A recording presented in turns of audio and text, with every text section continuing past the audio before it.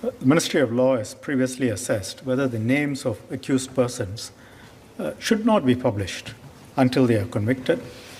In this, we looked at the practice in other jurisdictions. Broadly speaking, there are two possible approaches. The first approach leans in favor of protecting the identity of accused persons if and until they are convicted, and some rules to grant anonymity to accused persons in specific types of cases. If you look at examples, you have the Republic of Ireland. Accused persons charged with rape offences are granted anonymity until they are convicted, unless a judge orders otherwise.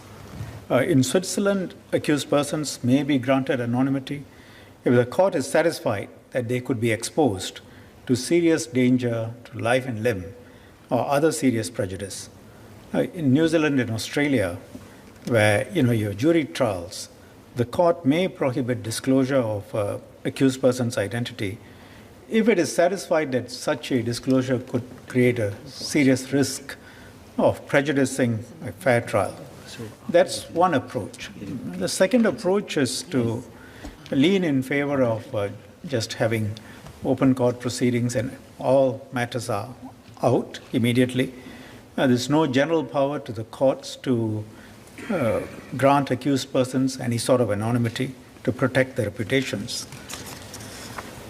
For example, in the United Kingdom, the general position is that legal proceedings should be held in public, and there are some rules, exceptions, which restrict media reporting of some criminal cases, which prohibit the disclosure of identity of accused persons.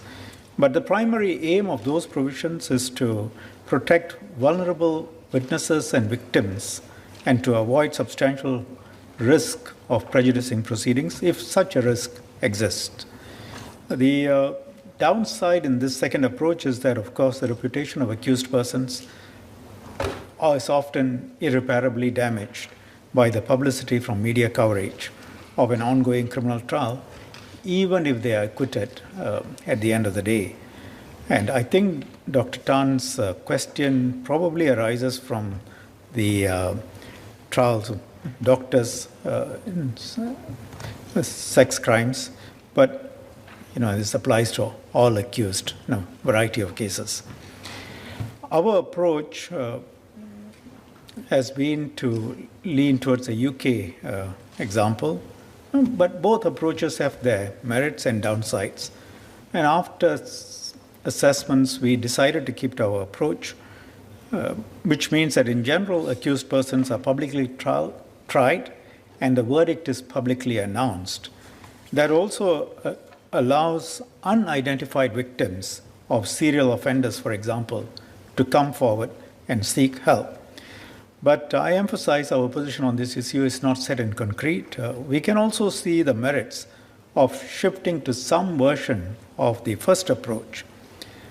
So we will keep reviewing this while we are maintaining status quo.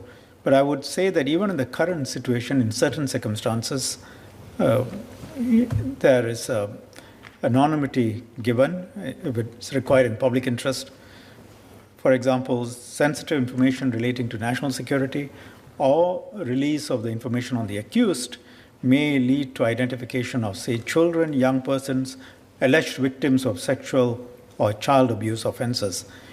But the reason for doing that is to protect those vulnerable victims and the children from being identified and give them a better life. So with that focus, the courts have some power to prohibit publication of the identity of the accused and impose some conditions on how the trial can be reported. And the media has got to comply with those requirements. There are, as I said, pros and cons with both approach, whether to allow or to prohibit the publication of names of accused persons until they are convicted. And as I said earlier, we will keep our position under review.